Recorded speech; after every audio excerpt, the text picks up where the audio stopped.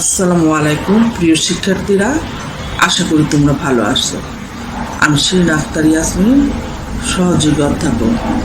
আজ আমি অনার্স চতুর্থ বর্ষের ক্লাস নিব। যে কোর্সের ক্লাস নিব সেটা হলো globalisation, regionalism and international financial institutions.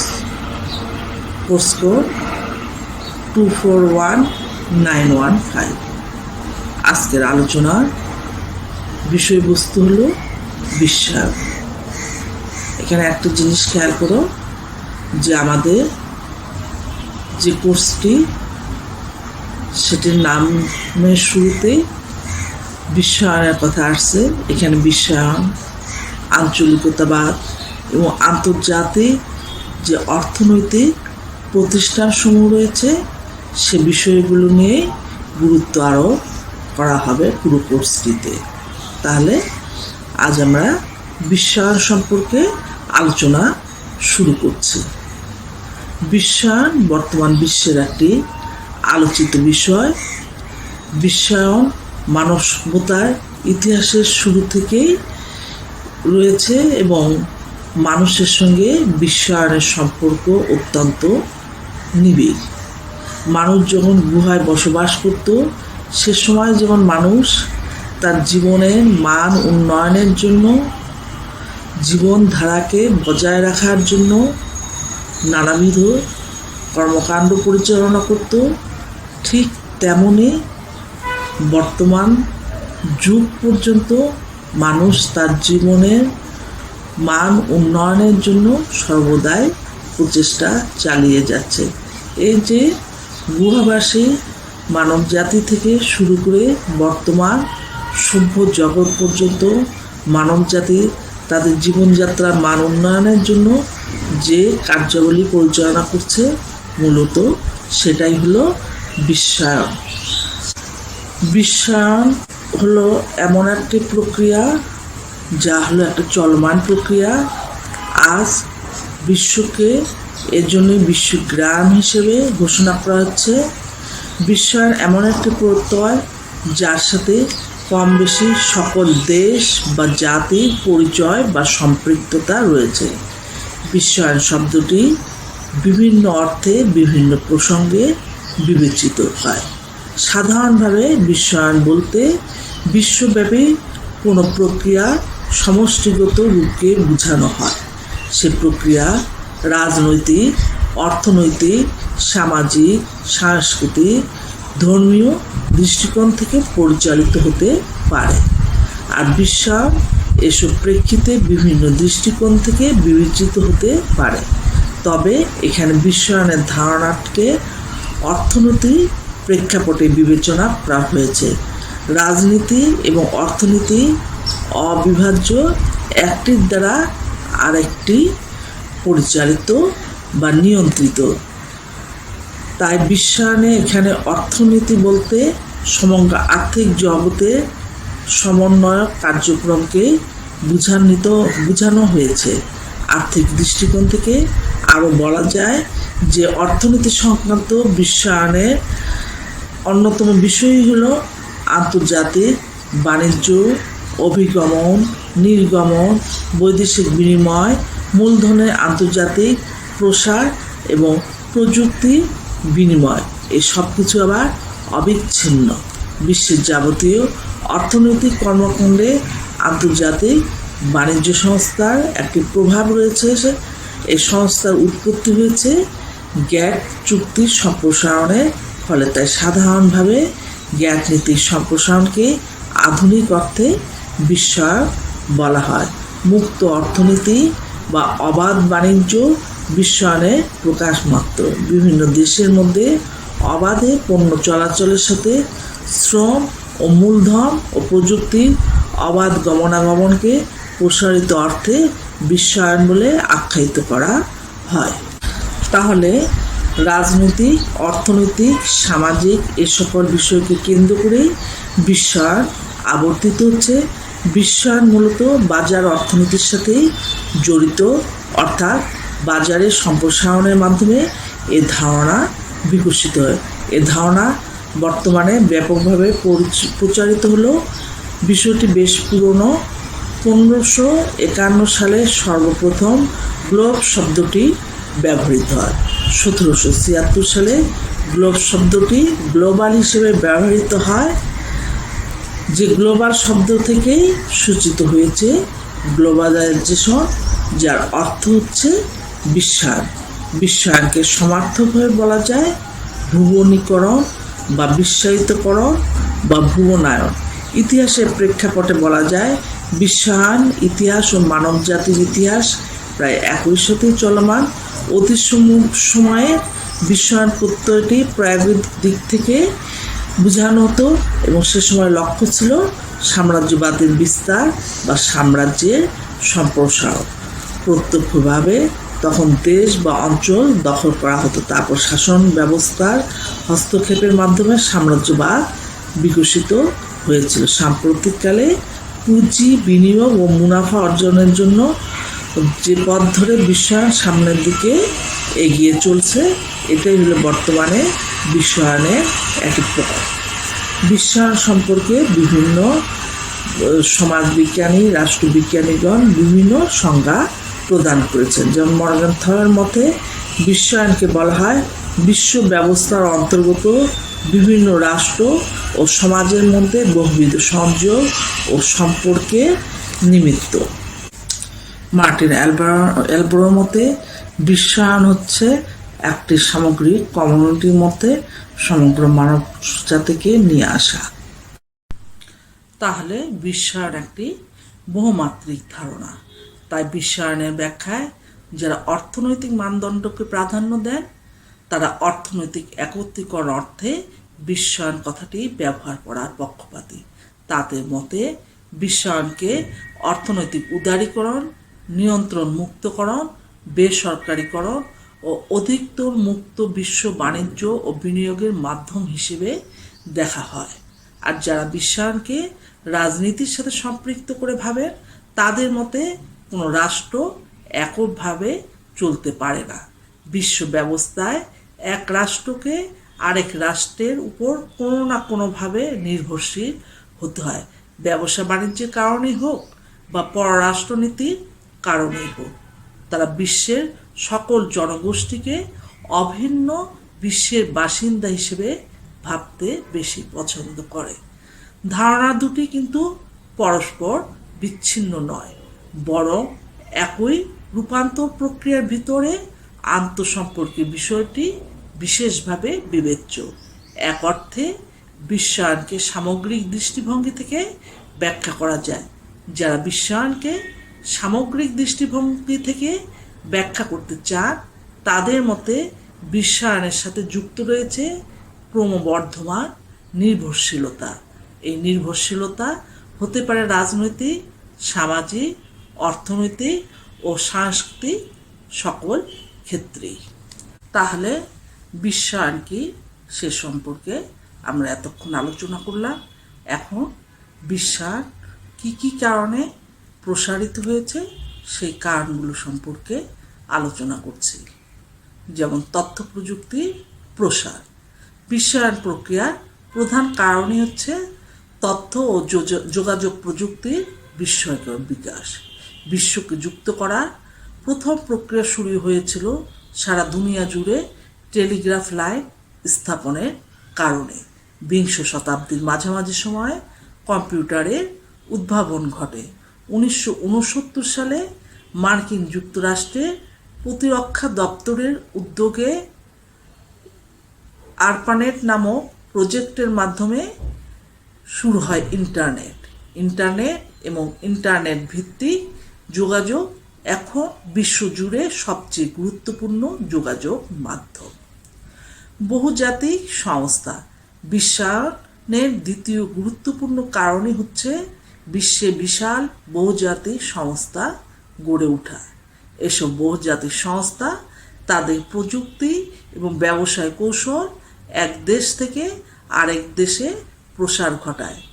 শুধু যে প্রযুক্তি এবং ব্যবসার প্রসার ঘটায় তা নয়, অনেক ক্ষেত্রে দেখা যায় যে এই বহুজাতিক সংস্থাগুলো বিভিন্ন দেশে আভ্যন্তরীণ রাজনৈতিক ক্ষেত্রেও হস্তক্ষেপ ঘটায়।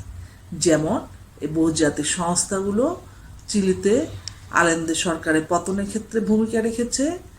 এরা চিলি টেলিগ্রাফ কোম্পানির ক্ষেত্রে সরকার তাদের নীতিমালা সঠিকভাবে গ্রহণ করতে চাচ্ছিল না বলে সেখানে হস্তক্ষেপ করে।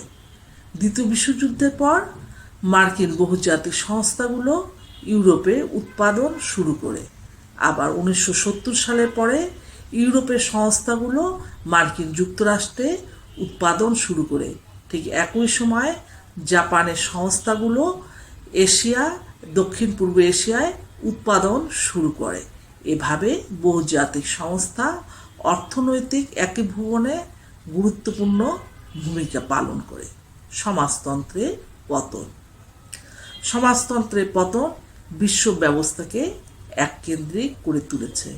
আমরা জানি যে সোভিয়েত ইউনিয়নে সমাজতন্ত্রের পতনের পূর্বে সমগ্র বিশ্ব দুটি বলয়ে বিভক্ত ছিল। একটি হলো পুঁজিবাদী বিশ্ব, যে বিশ্ব ব্যবস্থার নেতৃত্ব দিয়েছে মার্কিন যুক্তরাষ্ট্র, আর আরেকটি হলো সমাজতান্ত্রিক বিশ্ব ব্যবস্থা, যে বিশ্ব ব্যবস্থা নেতৃত্ব ছিল প্রাক্তন সোভিয়েত ইউনিয়ন। সোভিয়েত ইউনিয়নে সমাজতন্ত্রের পতন এবং পূর্ব ইউরোপের যে দেশগুলোতে সমাজতন্ত্র ছিল সেই সমাজতান্ত্রিক কাঠামোর পরিবর্তনের সাথে সাথে বিশ্ব ব্যবস্থায় মার্কিন যুক্তরাষ্ট্র ও তার পুঁজিবাদী মিত্রদের নিয়ন্ত্রণে চলে আসে। যুক্তরাষ্ট্র পরিণত হয়েছে বিশ্বের একমাত্র পরাশক্তিতে। ফলে বিশ্ব ব্যবস্থা এখন এককেন্দ্রিক বা এক মেরুকেন্দ্রিক, এবং যে মেরুকেন্দ্রের শীর্ষে হলো মার্কিন যুক্তরাষ্ট্র। ফলে গোটা বিশ্ব এখন একটি মার্কেটে পরিণত হয়েছে। বিশ্ব বাণিজ্য সংস্থা। পূর্বের বিশ্ব বাণিজ্য সংক্রান্ত চুক্তি গ্যাট বর্তমানে বিশ্ব বাণিজ্য সংস্থা বা ওয়ার্ল্ড ট্রেড অর্গানাইজেশনে রূপান্তরিত হয়েছে, এবং গ্যাট ওয়ার্ল্ড ট্রেড অর্গানাইজেশনে রূপান্তরিত হয়ে বিশ্বায়ন প্রক্রিয়াকে অধিকতর শক্তিশালী অবস্থানে নিয়ে গিয়েছে।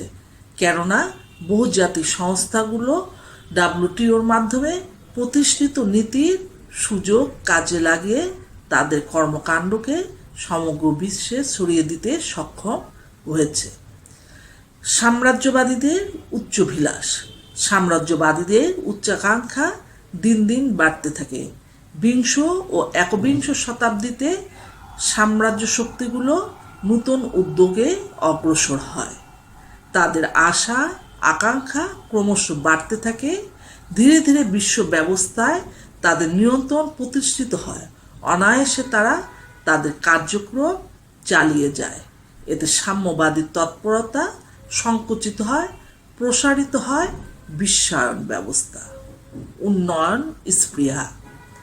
উন্নয়নের স্পৃহা ও আকাঙ্ক্ষা বিশ্বায়ন সৃষ্টির একটি বড় কারণ।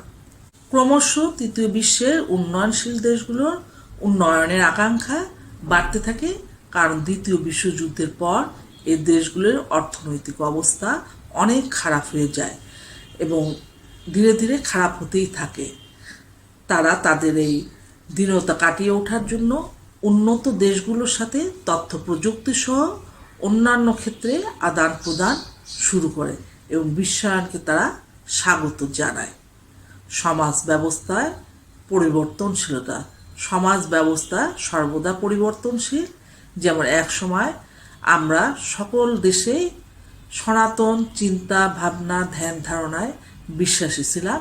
এখন দেখা যাচ্ছে যে সেই সনাতন চিন্তা ভাবনা ধ্যান ধারণা থেকে সবাই বেরিয়ে আসছে। যেহেতু প্রযুক্তির উন্নয়ন ঘটছে, প্রযুক্তির সঙ্গে তাল মিলিয়েই সমগ্র বিশ্বকে সম্মুখের দিকে অগ্রসর হতে হবে।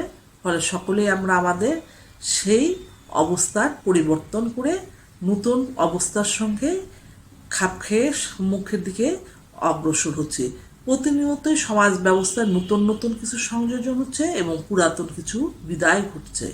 এতে সমাজ দিন দিন গতিশীল হচ্ছে। পরিবর্তনে এই অমোঘ ধারণাকে মানুষ স্বাগত জানাচ্ছে। ফলে বিশ্বায়ন নামক প্রক্রিয়াটি শক্তিশালী আকার ধারণ করছে। মানসিকতার পরিবর্তন। মানব সমাজ সর্বদাই পরিবর্তনশীল এবং মানুষের মন হলো সবচেয়ে দ্রুত পরিবর্তন হয়। বিভিন্ন পারিপার্শ্বিকতার কারণে মানুষের মন সদা পরিবর্তন হয়। মানুষ আর পুরাতন জরাজীর্ণতাকে আঁকড়ে থাকতে চায় না। সমাজের পরিবর্তনের সঙ্গে সঙ্গে নূতনকে স্বাগত জানায়। বিশ্ব মানব সম্প্রদায় গতিশীলতার সাথে তাল মিলিয়ে চলতে চায়। এতে বিশ্বায়ন প্রক্রিয়ার সমাধান বাড়ছে। মানব সম্পদের উন্নয়ন। বর্তমান বিশ্ব হলো মানব সম্পদের উন্নয়নের যুগ। মানব সম্পদের উন্নয়নের মাধ্যমে বিশ্বায়ন প্রক্রিয়া গতিশীল আকার ধারণ করেছে।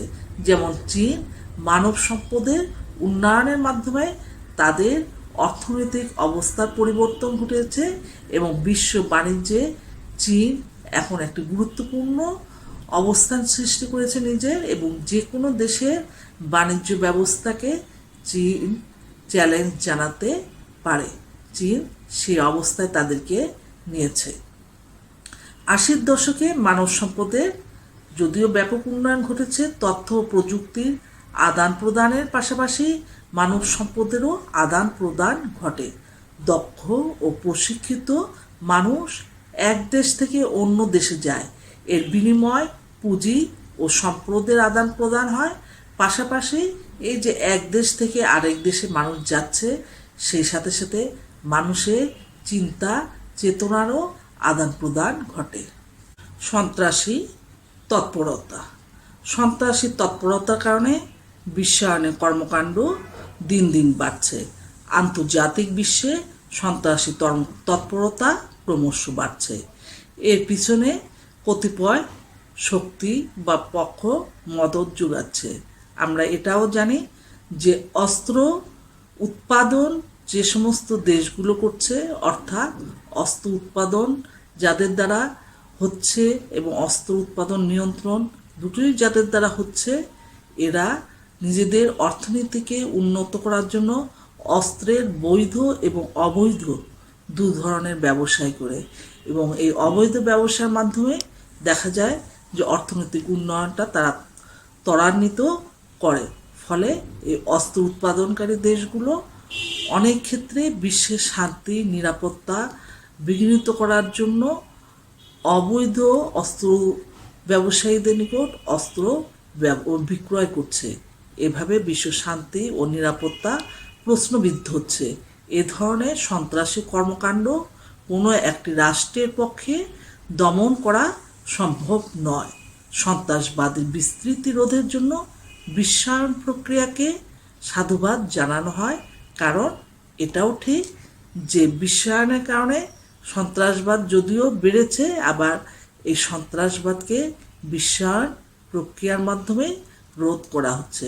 আমরা জানি যে পৃথিবীতে যেমন যত ভালো জিনিস আসে সঙ্গে পাশাপাশি কিছু খারাপ জিনিসও প্রবেশ করে। বিশ্বায়নের কারণে এই খারাপ জিনিস যেমন সন্ত্রাসী কর্মকাণ্ড এটা কিছুটা পৃথিবীতে প্রবিষ্ট হয়েছে, আবার বিশ্বায়নের মাধ্যমে সেটাকে নির্মূল করার প্রচেষ্টা চালানো হচ্ছে। বাজার ব্যবস্থার উন্নয়ন। বাজার ব্যবস্থার উন্নয়ন বিশ্বায়নকে ত্বরান্বিত করেছে। দিন দিন অধিকাংশ দেশের বাজার ব্যবস্থার উন্নয়ন হচ্ছে, বাজার ব্যবস্থার সম্প্রসারণ ঘটছে।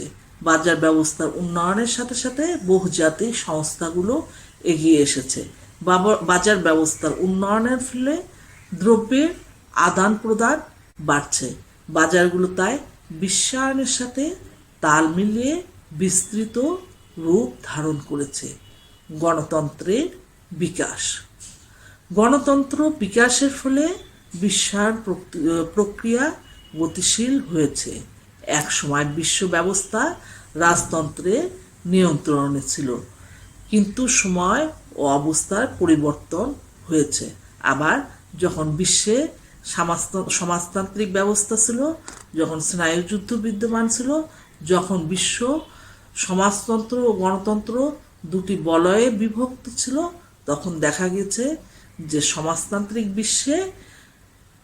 বিশ্বের অন্যান্য দেশের তথ্যের প্রভাব ছিল নিষিদ্ধ, কিন্তু সমাজতন্ত্রের বিলুপ্তির সাথে সাথে সারা বিশ্বে গণতন্ত্রের যে সুবাতাস বইছে, সে সুবাতাসের সঙ্গে সঙ্গে একটি দেশের তথ্য সংবাদ অন্য দেশে প্রবেশের ক্ষেত্রে কোনো সমস্যা আর নেই। মানুষ তাদের অধিকতর স্বাধীনতার জন্য এখন গণতন্ত্রের পক্ষে। মানুষ তাদের অধিকার ও স্বাধীনতার বিষয়ে ঐক্যবদ্ধ ভূমিকা পালন করছে। বিশেষত একবিংশ শতাব্দীতে অবাধ বিস্তার ঘটেছে গণতন্ত্রের। এতে বিশ্বায়ন প্রক্রিয়া দিন দিন ত্বরান্বিত হচ্ছে। সাংস্কৃতিক বিকাশ। বিশ্বায়নের একটি অন্যতম কারণই হলো সাংস্কৃতিক বিকাশ। ক্রমশ বিশ্ব ব্যবস্থায় সংস্কৃতির পরিধি বাড়ছে, মানুষের মধ্যে সাংস্কৃতিক চেতনার বিস্তার ঘটছে। এক দেশের সংস্কৃতি সহজে অন্য দেশে প্রবেশ করছে। সংস্কৃতির এই বিশ্বব্যাপী প্রবাহ বিশ্বায়ন ব্যবস্থার উন্নয়ন ঘটেছে। সংস্কৃতি প্রসঙ্গে সমাজবিজ্ঞানী জোলস বলেন, culture is the some of man's creation. বিজ্ঞান, কলা ও শিল্প দর্শনে এর প্রভাব রয়েছে। আধুনিক যুগের সংস্কৃতি গড়ে উঠেছে গণমাধ্যমকে কেন্দ্র করে। বই, সংবাদপত্র, রেডিও, টেলিভিশন, চলচ্চিত্র নির্মাণ করছে আধুনিককালে সংস্কৃতি। সাংস্কৃতিক বিশ্বায়নের উৎসে রয়েছে ভোগ্যপণ্য, সংস্কৃতি, শিল্প ও গণমাধ্যমের সাম্রাজ্য। স্টুয়ার্ট হল তার গ্লোবালাইজেশন অ্যান্ড এথনিসিটি বইয়ে উল্লেখ করেছে, আধুনিক প্রযুক্তির ভিত্তি গড়ে উঠে গণসংস্কৃতি ভাষাগত ব্যবধানকে অতিক্রম করে একটি সাধারণ বাচন তৈরি করতে সমর্থ হয়েছে। এখন শিল্প সংস্কৃতি গণমাধ্যমের যে ইমেজ তৈরি করা যায় তা সহজেই এবং তাৎক্ষণিকভাবে লক্ষ লক্ষ মানুষের কাছে পৌঁছে যায়। সংস্কৃতি বিশ্বায়ন এখন সারা বিশ্বকেই প্রভাবিত করছে। তবে সাংস্কৃতিক বিশ্বায়নের পাশাপাশি লাতিন আমেরিকা বা ভারতের মতো কোথাও কোথাও স্থানীয় সংস্কৃতি শক্তিশালী হয়ে উঠছে। এরই পরিপ্রেক্ষিতে কেউ কেউ মনে করছে স্থানীয় সংস্কৃতিকে ধ্বংস করে একক সাধারণ বিশ্ব সংস্কৃতি গড়ে ওঠা সম্ভব নয়। পরিবেশ সংকট মোকাবেলা। দিন দিন বিশ্বের পরিবেশ বিষে উঠছে। বিশ্ব পরিবেশ প্রতিনিয়ত খারাপ হচ্ছে, ক্রমশ পরিবেশ সংকটের দিকে ধাবিত হচ্ছে। বিশেষ করে গ্রিন হাউস এফেক্ট বিশ্ব পরিবেশের উপর বিরূপ প্রভাব ফেলছে। আমরা জানি যে কার্বন মনোক্সাইডের কারণে ওজোন স্তর ধ্বংসপ্রাপ্ত হচ্ছে, ফলে সূর্যের অতি বেগুনি রশ্মি পৃথিবীতে আসছে। এর ফলে নানা ধরনের রোগ যেমন ক্যান্সার, এই সমস্ত মারাত্মক ব্যাধির সৃষ্টি হচ্ছে। বিশ্বের তাপমাত্রা বৃদ্ধি পাচ্ছে, সমুদ্র তলদেশের উচ্চতা বৃদ্ধি পাচ্ছে, ফলে পৃথিবীতে বন্যা, ভূমিধস এই প্রাকৃতিক বিপর্যয়গুলো প্রচুর পরিমাণে দেখা দিচ্ছে। তারপরে প্রাণীকুল ধ্বংস হচ্ছে, বায়ুমণ্ডল দূষিত হওয়ার কারণে প্রাকৃতিক পরিবেশ ধ্বংসপ্রাপ্ত হচ্ছে। ফলে পৃথিবীর পরিবেশের যে ভারসাম্য, সে পরিবেশের ভারসাম্য ধ্বংস হচ্ছে। ফলে পৃথিবী ক্রমশ ভারসাম্যহীনতার দিকে অগ্রসর হচ্ছে। পরিবেশের এই হুমকি সংকট মোকাবেলায় বিশ্ব রাষ্ট্রসমূহ পারস্পরিক সহযোগিতার দিকে হাত বাড়িয়েছে এবং এই যে বিশ্ব প্রতিকূল পরিবেশের দিকে অগ্রসর হচ্ছে, এই প্রতিকূল পরিবেশকে কোনো একটি রাষ্ট্রের পক্ষে নিয়ন্ত্রণ করা সম্ভব নয়। সমগ্র বিশ্বকে একত্রিত হয়ে এই প্রতিকূল অবস্থা থেকে বেরিয়ে আসার চেষ্টা করতে হবে। তাহলে যদি পৃথিবী সফল কাম হয়, যেমন পৃথিবীর জলবায়ু দূষণ প্রতিরোধ করার জন্য বিশ্বের সবগুলো রাষ্ট্র একত্রিত হয়ে সমন্বিত চেষ্টা গ্রহণের জন্য বিভিন্ন ধরনের পরিকল্পনা গ্রহণ করছে।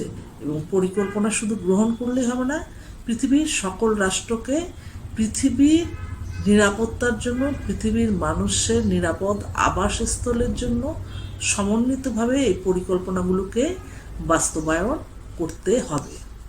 পরিশেষে আমরা বলতে পারি যে বিশ্বায়নকে যেভাবেই দেখা হোক না কেন, তা একটি বিষয় আমাদের কাছে স্পষ্ট করে দেয়, তা হচ্ছে বিশ্বায়নের ফলে পৃথিবীর বিভিন্ন অঞ্চল একে অপরের সঙ্গে ঘনিষ্ঠতর হচ্ছে। এ প্রসঙ্গে একটি কথা প্রায়শই বলা হয়ে থাকে যে বিশ্ব ক্রমশ ক্ষুদ্র হয়ে আসছে। তথ্য প্রযুক্তি ও যোগাযোগ ব্যবস্থার অভূতপূর্ব অগ্রগতি বিশ্বের এক প্রান্তের মানুষকে অন্য প্রান্তের মানুষের সম্পর্কে অধিকতর সচেতন করে তুলছে। বিশ্বায়নের ফলে বিশ্বের উন্নয়ন হচ্ছে ঠিকই, কিন্তু সেই উন্নয়ন সকলের জন্য একই হারে হচ্ছে না। বিশ্বায়ন এমন একটি প্রক্রিয়া যা রাষ্ট্র ও সম্প্রদায়ের গতানুগতিক কাঠামো ভেঙে তদস্থলে আধুনিক কাঠামো নির্মাণ করছে।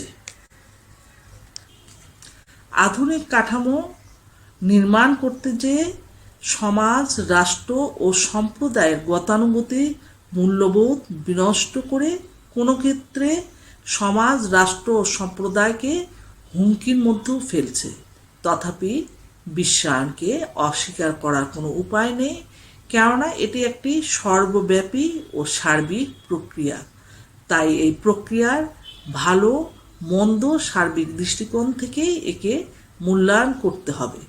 মন্দ থাকলেও বিশ্বায়ন গতানুগতিক রাষ্ট্র ব্যবস্থার প্রাচীর ভেঙে অর্থনৈতিক যোগাযোগ ও লেনদেন, সাংস্কৃতিক আদান প্রদান, রাজনৈতিক মিথস্ক্রিয়া প্রভৃতি সকল ক্ষেত্রে ব্যাপকতর পরিবর্তন নিয়ে এসেছে।